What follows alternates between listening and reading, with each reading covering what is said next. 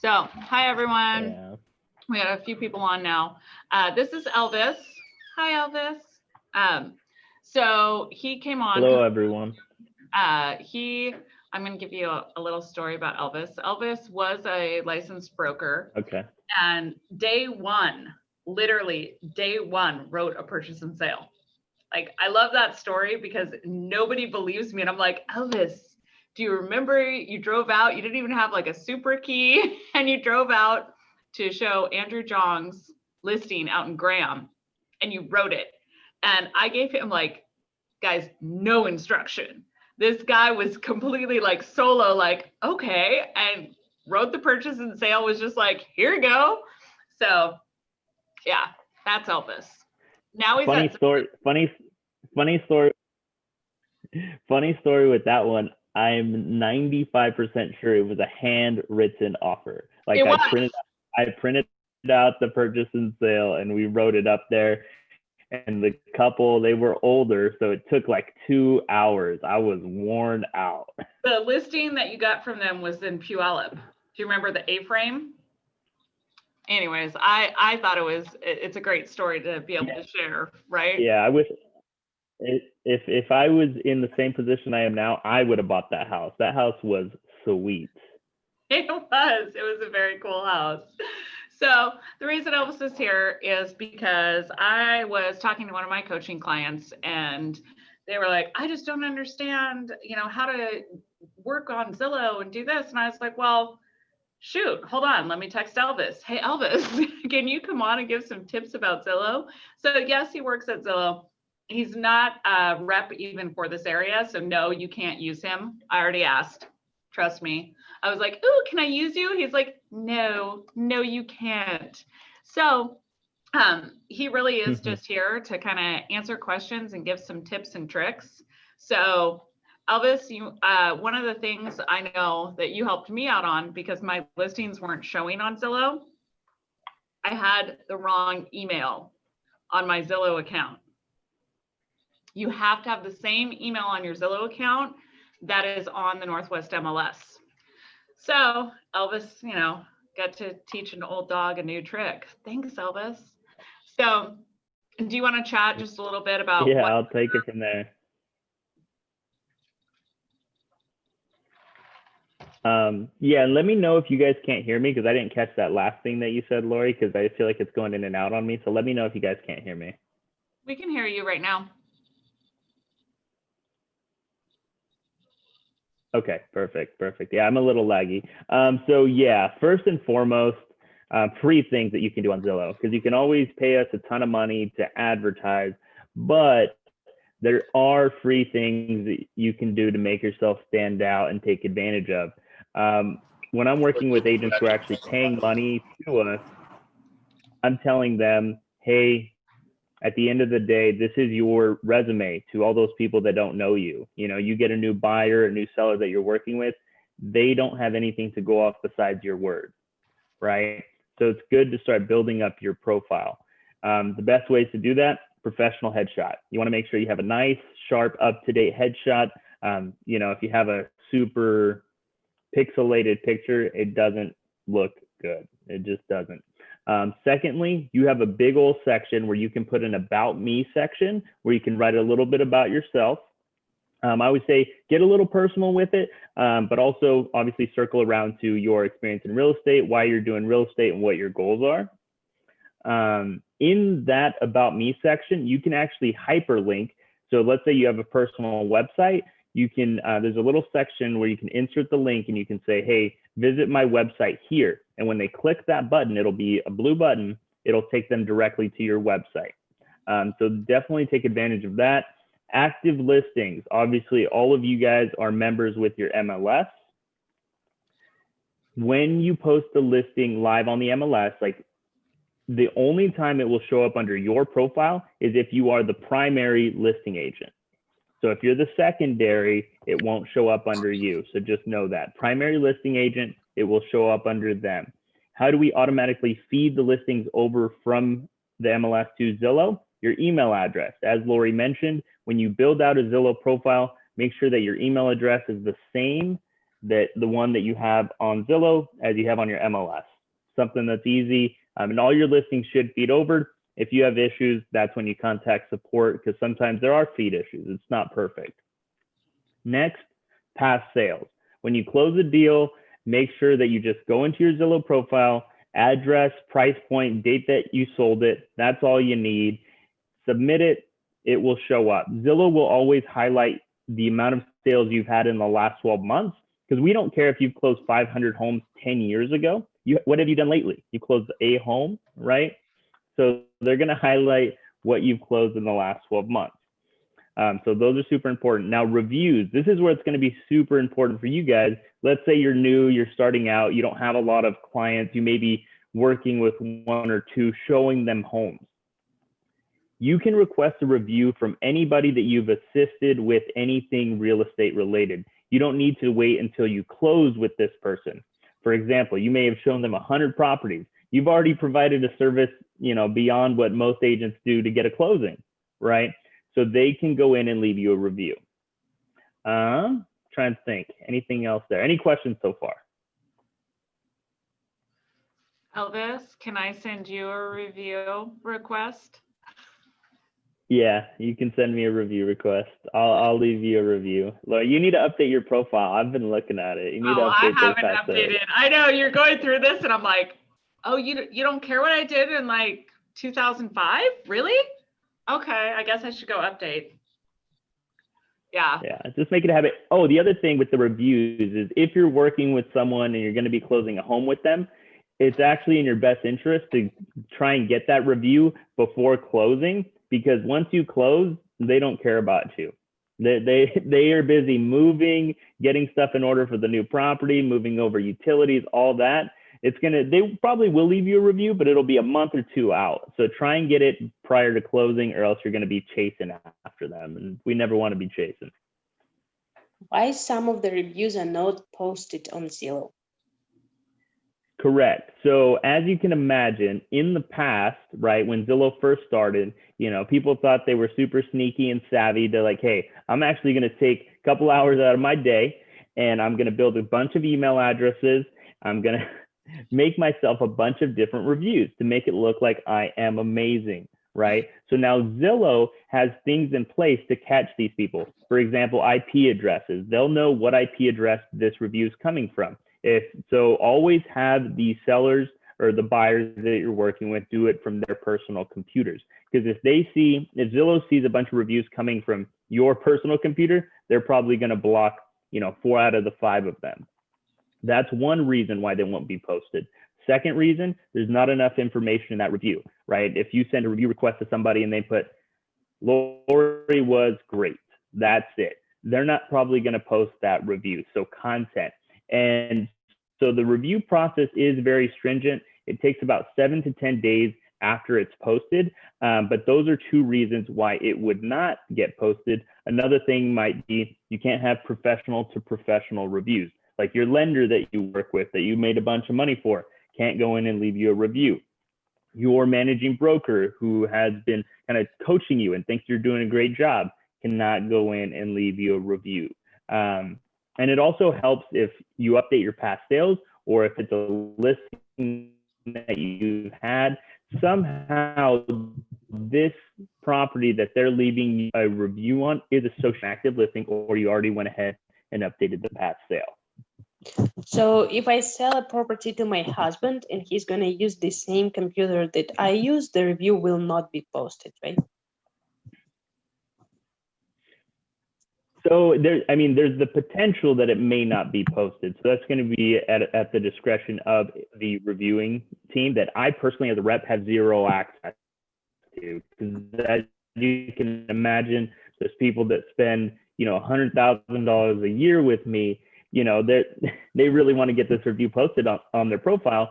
They keep that team completely separate. So there's nothing that your rep can do truly to get your review through. Honestly, last names, that's going to be a flag, right? If you have a bunch of reviews coming from, for example, your husband or, your cousin or your aunt, if they have the same name, there is the possibility of that review getting flagged, because they might think that, like I said, they could be legitimate, But that's one of the reasons that it would not get posted. It's just because they have the same last name as you. And Zillow, like I said, it's very stringent because of what we've gone through in the past and every little which way that people try and get creative to get a bunch of reviews. I see. All right. And one thing I'll touch on, and like Lori said, I work with Florida real estate agents. I don't even work with agents here in Washington, but we have a team completely dedicated to that. And one of my old managers, she actually manages a team that handles the Northwest.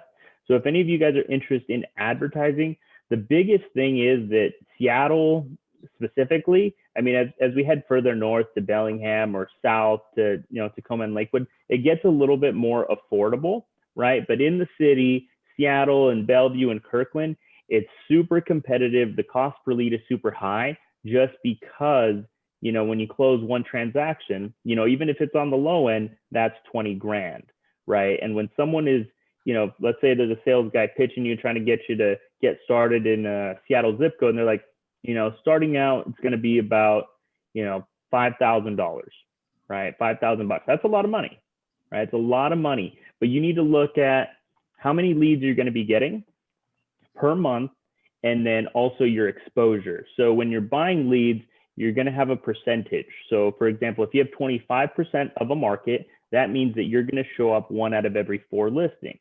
A little bit less exposure, 20%. You're going to show up 1 out of every 5 listings. Even less, 10%. You're going to show up 1 out of every 10 listings. And then based off of the average leads that we get into that entire zip code every single month, we can tell you you're estimated to get 5. But depending on whether the month's busy or slow, you may get more or less. For example, I know November was slow in a lot of markets. We had Thanksgiving, we had the election going crazy. Some markets flourished, some markets definitely slowed down. People weren't contacting agents as often. If you're estimated 5 and you get 2, you don't get a refund. That's just a slow month for you. Same thing if it's a busy month. Let's say January's right around the corner. You're estimated 5, you get 10. We're not going to call you and tell you, hey, it's going to be more. So when you're buying leads from Zillow, we always give you the average over 6 months of the leads you will be receiving monthly. And a lot of zip codes are sold out. So it's good to connect with the representative at Zillow and kind of dial in, hey, this is my budget that I'm comfortable for 6 months. These are the markets that I'm interested, and get on a wait list and tell them, hey, if you see this open for me, grab it and then call me. Because if you don't do that, and I know this out, you'll lose it. Zip codes will open and close within seconds.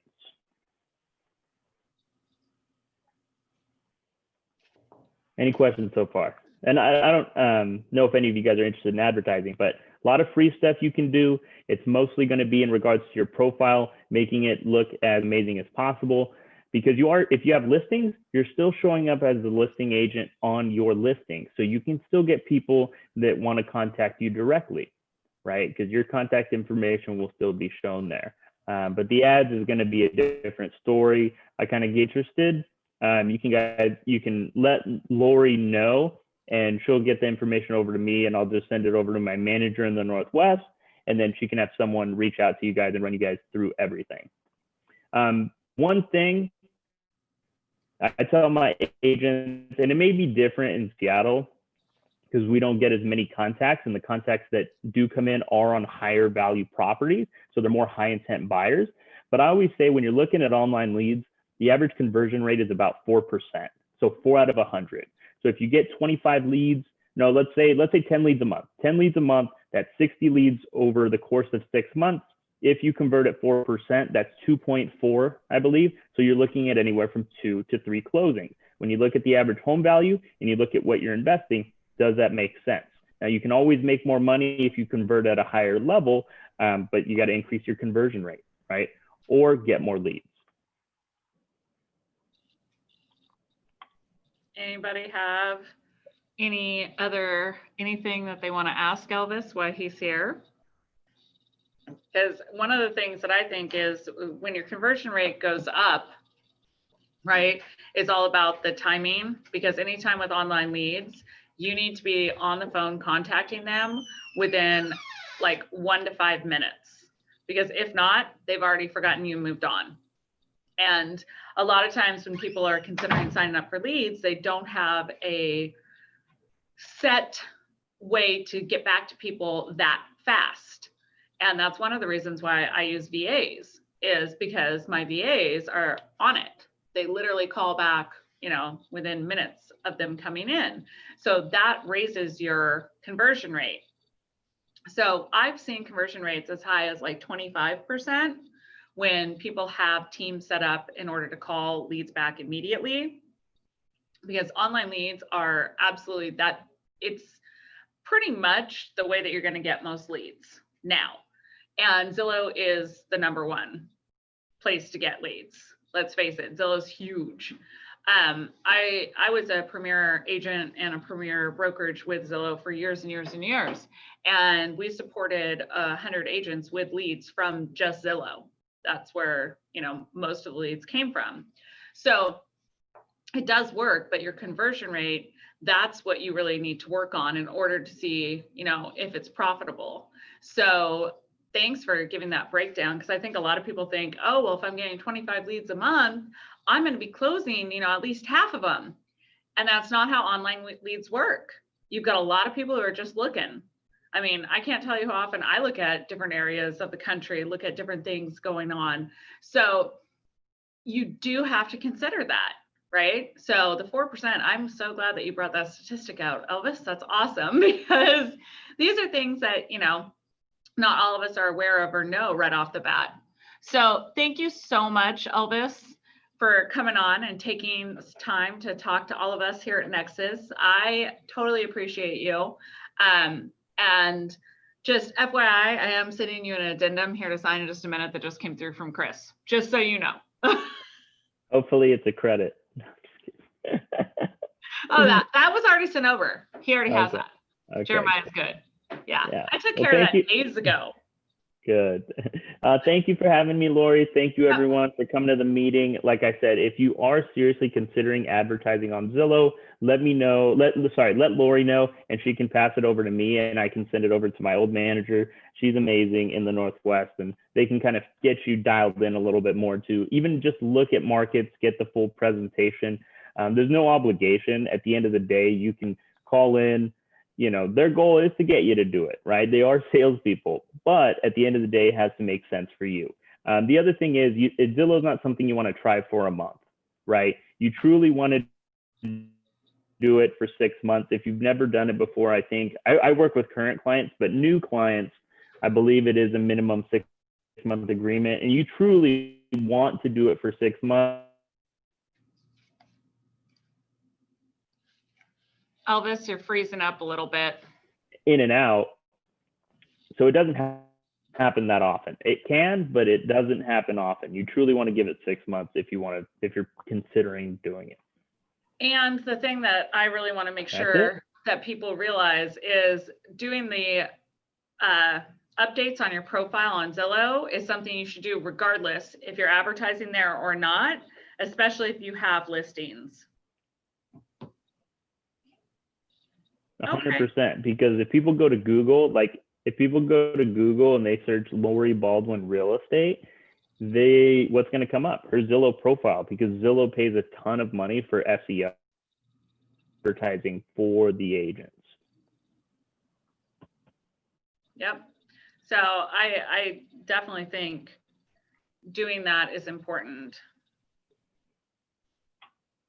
Getting your profile up to date there, regardless if you're advertising or not. So let me go ahead and I will let Elvis go. I know he's in the middle of his workday, but again, I just want to thank you, Elvis. I'll finish up my meeting. I don't think that you're going to be super excited to hear the rest, but we appreciate you for coming. So have a good rest of your day and enjoy the freezing.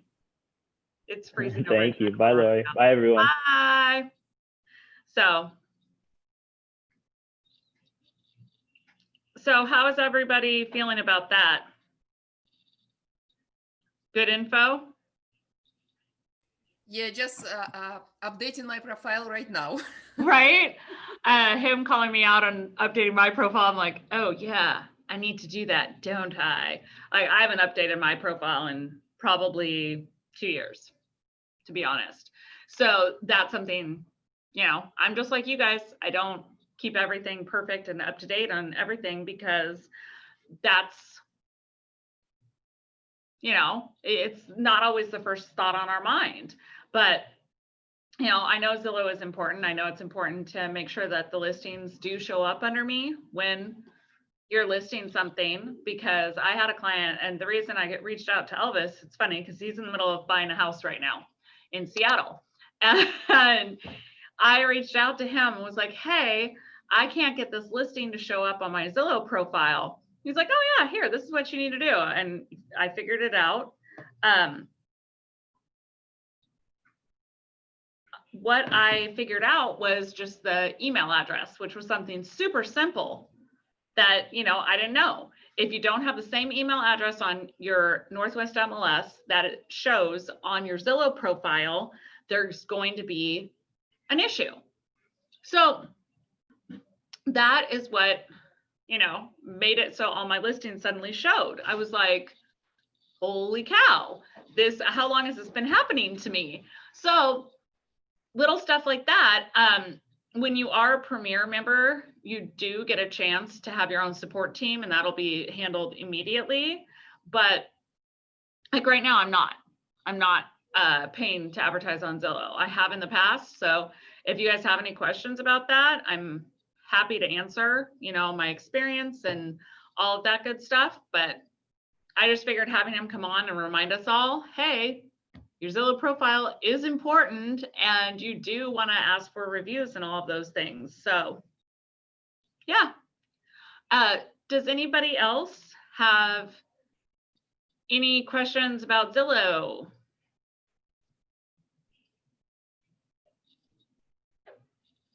No? Okay. Well, I wanted to go over a couple of things on today's meeting with you guys. Do you guys know how to search our office listings on the Northwest MLS? Okay. So one of the things I always say is, hey, you guys can use any of our listings.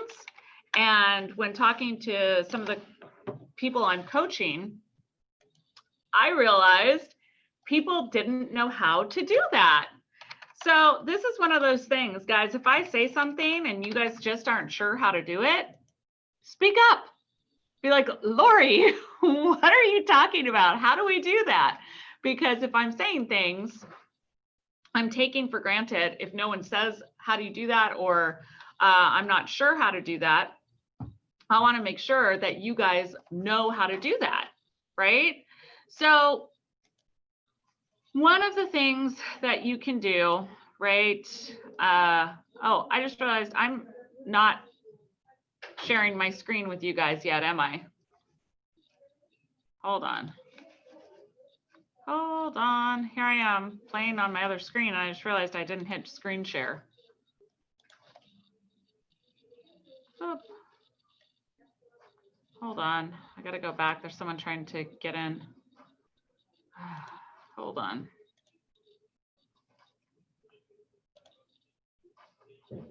Oh my goodness gracious. Okay. I'm up, waiting room. Sorry. Got people sitting in the waiting room. So now back to screen share. Okay. So what you want to do, right, is you want to look at our office number, which is 3746. Okay. So when you go on, you would do search, single family, general. Okay. Now I want to make sure, can you guys all see my screen, by the way? Yes, it's beautiful. Thanks, Mila. So I always choose active, because if you're going to be advertising listing, you want to make sure that they are active and you're not advertising something that is sold, right? Depending on what type you're looking for, you're going to choose residential, and you're going to come down here So listing office. Did I get the right listing office number? Yep. So we only have 6 active listings right now. That's crazy, right? But it's because you guys are selling everything. So if you look right now, I know you guys don't have these statistics on your board. We have 32 pending sales and 8 pending listings. So for having the market that we have, that is some pretty decent stats for a brokerage of our size, guys. If I don't say congratulations enough, congratulations. So this is where you search. Oh, I forgot to put in active. So the active are up here, right? So you've got Arlington that's listed at 869. I'm just going to go into the full display so you guys can kind of get an idea. This is Mika's. This is in Tacoma, new construction. This is a pre-sale. And it's listed at 459 for 2,100 square feet in Midland. That's a great price. I think that would be a great idea to market one of those. This is my listing up in Bonnie Lake. It's in a 55 and over community. Then we've got this listing in Federal Way. That's a beautiful house, listed at 642,750. So awesome. Then next is some 3.1 acres of land. And then we've got a condominium in Seattle that's for rent. Then a house in Seattle that's for sale. And a unit in Bellevue, a condo that's for sale. And a house in Arlington. I think that's the last active one. Yep, everything else is pending. So that's how you look up what our office has for active listings. And you guys can share any of the active listings that's on there. I also had someone ask me on the listing packet that says past sales. And what do you do if you don't have any past sales and you're, applying for a listing? Borrow my sales, guys. You can use mine because technically you're working underneath my license. So go ahead. Like, I'm fine with you guys putting that in your listing agreement. If you have questions about the houses that I've sold, call me. You're like, what if they ask me questions about this and you want to be able to have an answer? Call, ask. I'm happy to share that information with you guys. And, I just want to reiterate, I make myself as available as I can. I try to return calls, like it's always returned in less than 24 hours. And it's just a reminder that, if you're working on something, working on early is great because that gives me time to review things because I am driving a lot. So in the car, I'm not going to review things. I will if it's, a commission disbursement and you guys need that signed, I'll pull over and just sign that really quick because I don't want you guys waiting or missing on getting things in to escrow. Hopefully you're not waiting till the day of closing to do your commission disbursements. That's things that should be done in advance, but if it is something where you just slipped your mind, because guess what? It's happened to me. I've been that person. So don't think I'm going to be like upset or go, why didn't you do this earlier? I get it. Stuff happens. We're all busy. So I'm happy to make exceptions and try and get stuff done as quickly as possible. Just remember, you guys outnumber me. We have almost 70 brokers here now. So you guys outnumber me pretty good. So please also utilize calling Tyler. He is available. 206-450-7247 is his number. And, if you can't get a hold of me, that's your second person that you call. There's no reason that any broker should be calling Pavel directly anymore. It should always come to me and then Tyler, and then there isn't really an emergency situation in real estate where you couldn't wait a couple of minutes for a call back. So let me know when you guys do have questions. I always try and get back to everyone as quickly as possible. I hope People who message me quite frequently can attest to that. I do always get back to people, but sometimes it does take a little bit of time, especially in a market like this. Monday mornings are a little bit insane because, guys, you can call me on the weekends, just so everyone's clear. Like, pick up the phone on Saturday or Sunday. I feel like people wait, and then Monday morning I'm like, oh my gosh, what happened? So definitely do call over the weekend versus waiting till Monday. I am there, I'm available. You can Facebook message me, you can email me, you can text me. Fastest response is always text. Even while I was doing the meeting, I've been responding to text. If you guys see me looking down, that's why. We had a broker's trying to submit a HUD home offer. So I said, okay, wait till I'm done with the meeting, because clearly I'm not gonna do a HUD offer right now during the middle of the sales meeting. But I just want you guys to know you are like definitely a priority, and I do want to get to everyone as quickly as possible. Okay. So does anybody have any questions or concerns about what's going on in the market? What, predictions are going to be? Any of that, let me know. Questions, concerns? So when is their eviction moratorium due date? December 31st? And what to expect after?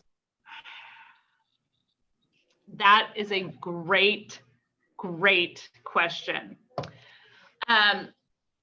Right now, because they extended the stay-at-home order, I do expect that they're going to extend that eviction moratorium as well. What to expect after? That's kind of a really good question. I have not seen any statistics on how many people are behind on rent and what's going to happen to landlords, because the landlords don't just not get to have a mortgage.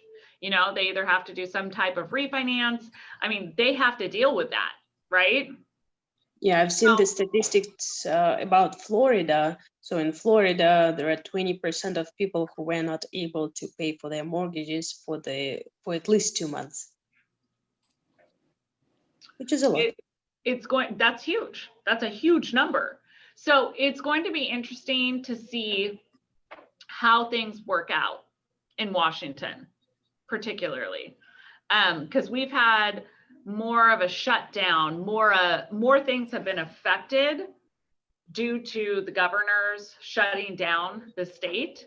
So this is something where I definitely am curious to see what they do, because I haven't seen anywhere, and I'm on a lot of landlord and investor sites and in groups, and I will tell you, it is one of those things where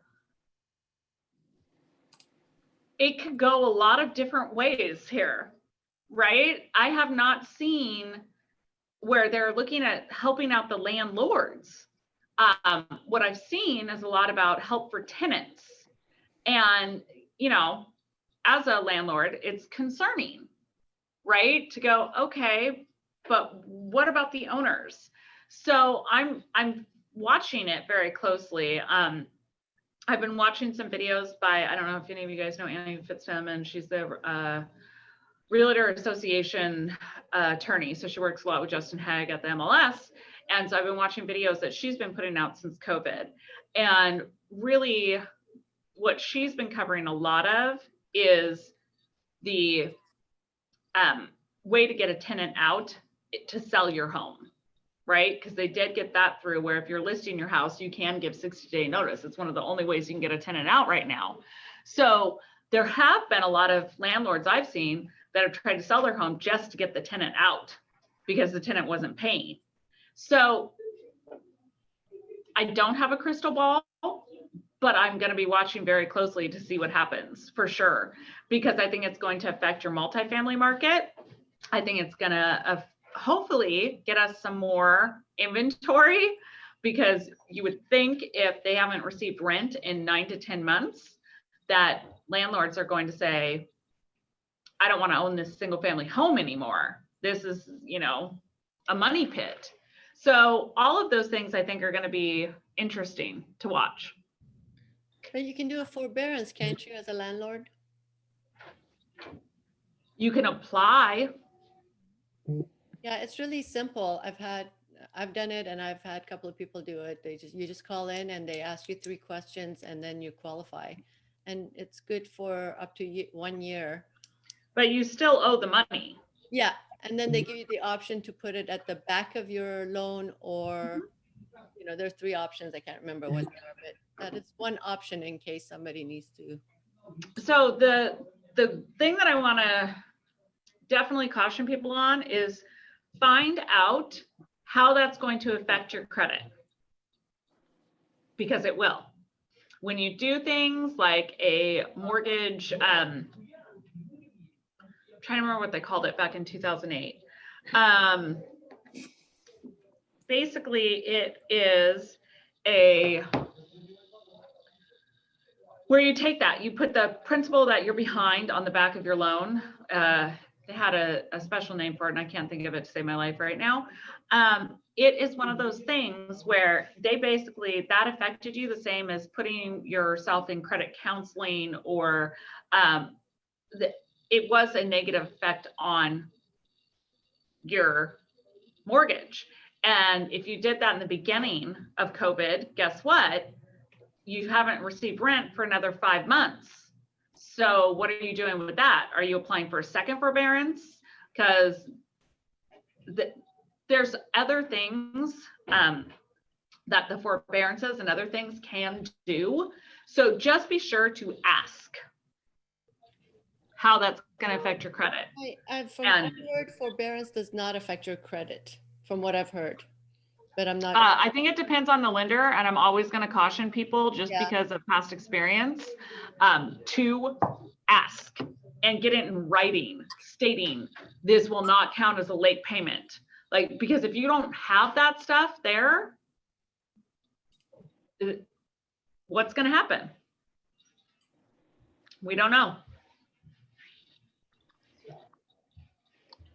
So I always would say, if you don't have it in writing, it doesn't matter.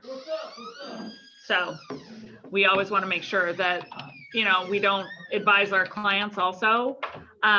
So we can talk about it amongst ourselves, but we always want to make sure that we do not advise clients to do that. We always have them say, check with your, financial institution, talk to a mortgage broker, and make sure it's not going to affect anything, because they could also look at refinancing and a couple other different things to make that work, so that they aren't losing their rental homes or their homes in the process. Any other questions, comments, concerns? That was a great one.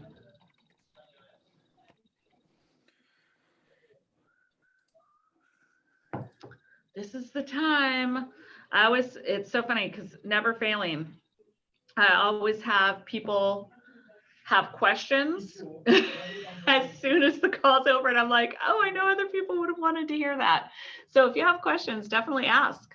So Lori, hi, it's Cole. I was just wanted to follow up with you on that transaction that I have, the one from the title, remember? I saw that it came over signed. Yeah, and that's because my buyer wrote a letter directly to the seller explaining things, and that seller was clueless about what it was. The agent was, anyways, that's another story. But I wanted to follow up with you. I remember there was something in writing in MLS, like if you bring a qualified buyer and they fail to close, they owe you a commission. Can you talk about that a little bit? So, yes, if you bring a buyer who basically can close, but the seller backs out, you can basically sue for commission. It's not something I've ever done, even though I've been in that experience many times, because you would have to sue the seller, and the seller would have to go back and, basically push the lawsuit back onto their broker. And it's just not something I have personally done. But I would definitely say consult if that's something that you're looking at. We can talk about it and find out which attorney you would want to speak with. But it's it's unfortunate that we have people that don't pull preliminary title. This is one of the reasons I had the preliminary title class, to talk to you guys about what to look for on the title. I don't even know if they would have caught that one. Yeah, it's because of that class actually that I thought, okay, I'm going to check the preliminary, and I found it. It's because of that class. So thank you for that. I checked and I called, and I don't know how to read it, but it's so simple to just call the title and say, hey, is there anything here? What's standing? I can't read this. So that's how I found out, and the agent was clueless. So, me either, it's really not my intention to sue the seller or anything, but the broker was so inactive, and just, it put burden on me, on my buyer, on another agent who had done work on another property that had gone through this.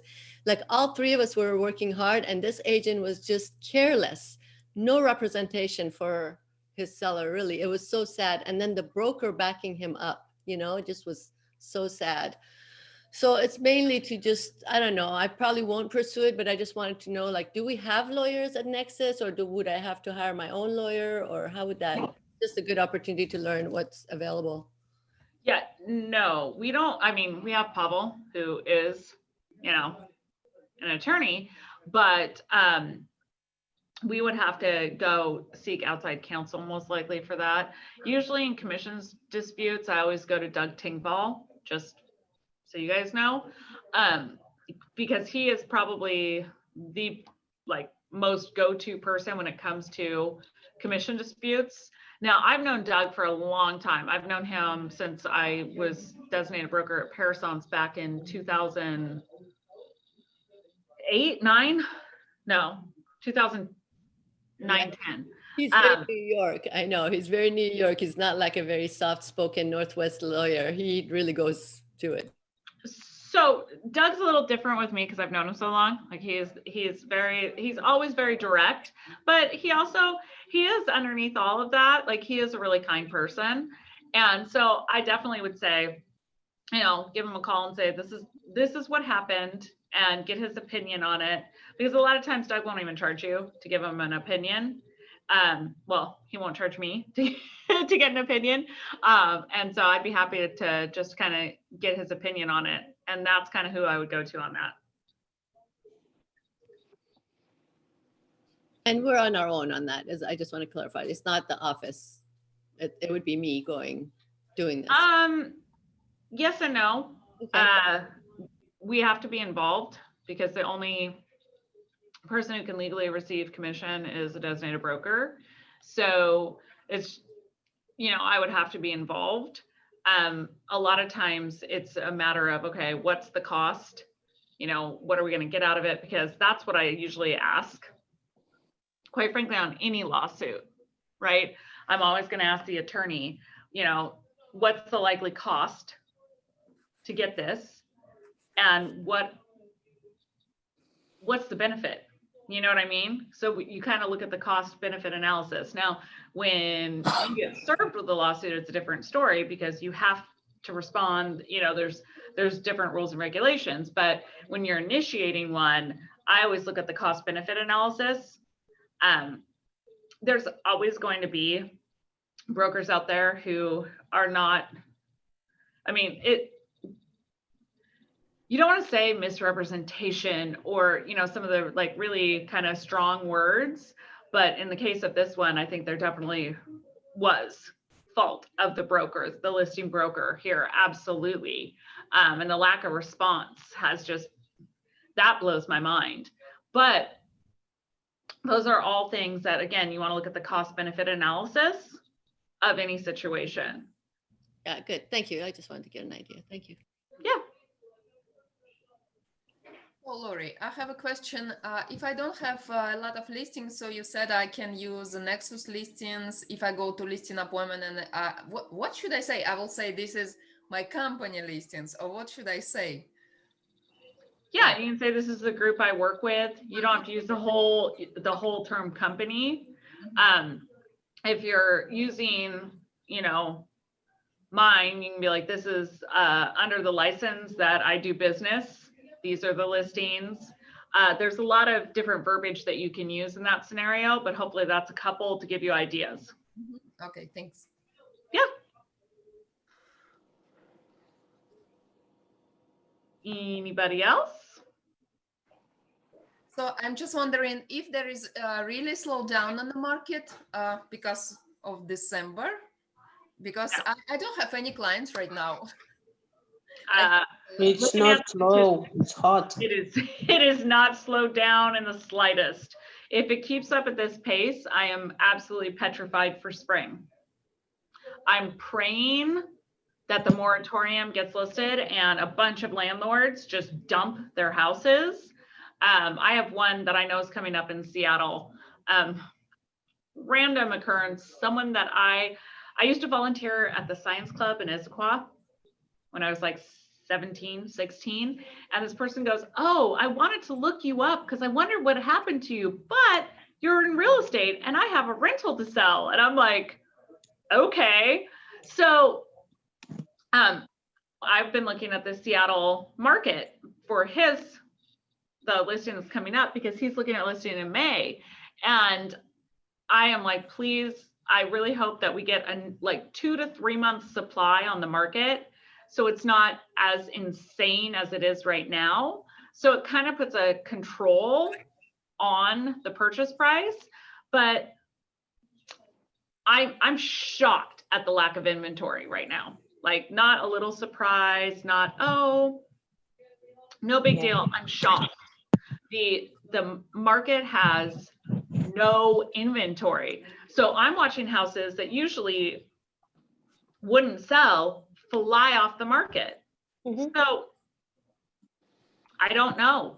I wish I had a crystal ball. I wish I could just say, this is the way it's going to go. I think there's a lot of people that are hunkering down and holding on and scared of change due to a lot of different factors. We still don't know who the president-elect is officially, guys. I mean, there is so much up in the air. This isn't like a normal scenario where I could look back and say, you know, during the pandemic and former election year, like we don't have a lot of historical data to even go off of. But I do believe when people feel more stable, which I think is going to be whatever way anything goes, I think it's going to be February, March, April, which is going to be spring market, which is already hot as is, right? It's going to be probably a little crazy because I think we've got so many buyers that are backed up trying to find a house and haven't been able to. I think we're going to have a very crazy, busy spring. So If anyone has a listing somewhere in Issaquah Highlights, up to 750, please let me know. Or any new single family residence construction or a house in Bethel with at least 3 bedrooms up to 800,000, please also let me know. Because there is nothing on MLS, 0. Yep, that is true. I do have a listing coming in Redmond, less than 5 minutes from Microsoft campus. That's going to be, I don't have the exact price yet because it's going to go active in January, hopefully. Is it a split level or something beautiful? It's 1 level. It's been remodeled, and they said they'd be excited to get like 750. I think it's going to go a heck of a lot higher than 750. So we'll just have to wait and see. Okay. So just a few comments about Basel market. So I'm for the last 6-9 months trying to find something in Basel or Woodinville, and average is like 70-80,000 over asking price, multiple offers, yes, many cash offers. So just FYI, whoever is interested in a Basel market. Yep. It's been interesting to kind of be watching because I get deals from literally Everett down to Aberdeen. From, you know, I see the deals that come in from everywhere, and there's not really a slow market right now. Everyone has money, free money from the banks, 2.2%. it's crazy. Like when I started, guys, it was 9%. I feel like I'm like this crotchety old 70-year-old woman going, I remember when gas was 5 cents a gallon. That's how I feel right now, because I'm like, I remember 9% and being excited about getting like an 8% interest rate. So, you know, this is basically free money. And so again, I mean, when interest rates stay this low, people can qualify for so much more. And it's going to be interesting to watch what happens, for sure. Well, I honestly believe we still have a way to go down. So I don't think that 2.2, this is a loss. So I think we can go lower than that.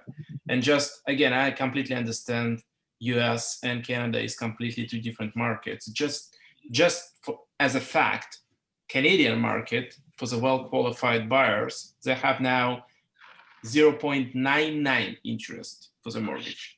0.99. I would love to see that. I would literally, like, I would get a 30-year mortgage on my house and be like, yes, I'm going to keep this because it's free money. I mean, that's so cheap. So cheap. Alex, why do you think the interest rates will go even more down? So my understanding, based on the facts, what's going on with our economy at this point, and there is interest of the government to continue drive like some kind of activity on the real estate world. So, and the only one way how they can do it at this point of time is to keep it interest low. If the interest will stay as is, people will continue to apply, people will continue to buy.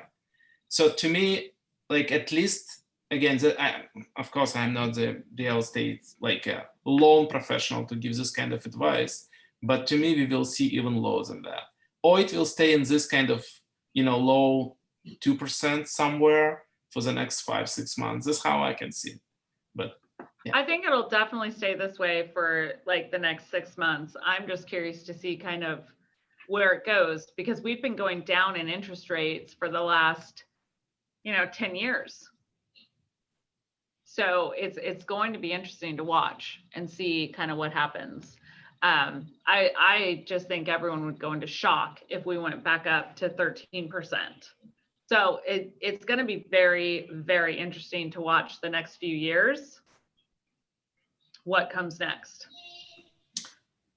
I think, well, again, it's my personal opinion, but even with this so low interest, which is definitely help, but if prices will continue to grow as they're growing now, I don't think it's going to help for too many people to get a new place, because the way what's going on here, at least in this state, the prices went up over last 2 years too fast. I don't think this is kind of house growth. That's my understanding. So again, even if the government will continue to keep so low rates, but prices will continue to grow in the same rate, I don't think it's going to be super healthy.